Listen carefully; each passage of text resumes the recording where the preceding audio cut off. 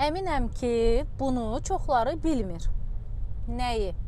Əgər dönmə göstəricilərimiz işləmirsə, təbii ki, sürücü əllə göstəriş verməlidir. Bu qanunla tənzimlənir. Yəni boşu-boşuna danışmırıq, özümdən çıxarıb nəsə danışmıram. Əgər dönmə göstəricilərimiz, dönmə siqnallarımız, belə deyək, bəzilərinin dilində pavarotniklər işləmirsə, nə etməliyik?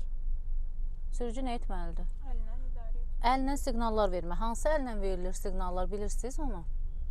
Yəni sağa dönürüksə, Aha. sola dönürüksə. Bu mopedə, motosikla aiddir. Çünki əllərin ikisi də görsənir.